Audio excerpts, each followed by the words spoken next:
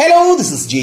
കഴിഞ്ഞ ദിവസം കൊച്ചിയിലെ ചിക്കിങ്ങിന്റെ ഷോപ്പിൽ നിന്നും വാങ്ങിയ ചിക്കൻ സാൻഡ്വിച്ചിൽ ചിക്കന്റെ അളവ് കുറവാണോ എന്ന് സംശയം ചോദിച്ച വിദ്യാർത്ഥികളോട് ചിക്കിംഗ് മാനേജറിന്റെ കയ്യാങ്കളി ഒന്ന് കണ്ടാലോ.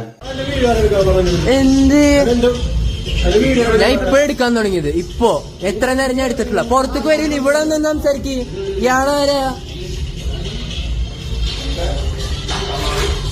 എന്ത്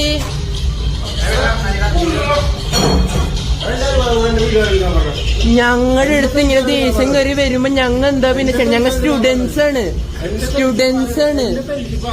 ഞാൻ ഇപ്പോഴേ എടുത്തത്, ഇപ്പൊ ചൂടായിട്ട് കയറി വരുമ്പോ ഞാൻ എടുത്തത്. ഞാൻ ഇത്ര നേരം ഞാൻ ഒന്നും ചെയ്തിട്ടില്ല. ഞാൻ എടുക്കും. അതന്നെ ഞാൻ പറഞ്ഞു, ഇതൊന്ന് ഭീഷണിപ്പെടുത്താനല്ലേ.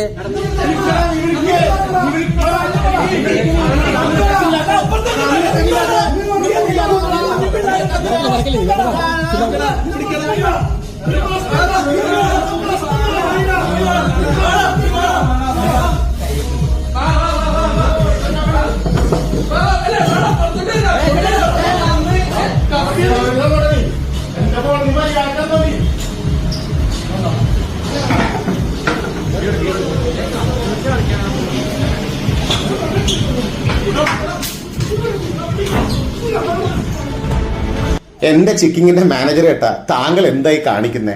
ഞാനും ഒരു 9 വർഷത്തോളം ഹോട്ടൽ ഇൻഡസ്ട്രിയിൽ മാനേജറായും ഓപ്പറേഷൻ മാനേജറായും അതിൽ എസ്പെഷ്യലി 2 വർഷത്തോളം ട്രിവാൻഡ്രം ചിക്കിങ്ങിന്റെ ബ്രാഞ്ച് മാനേജറായും വർക്ക് ചെയ്തൊരു വ്യക്തിയാണ്.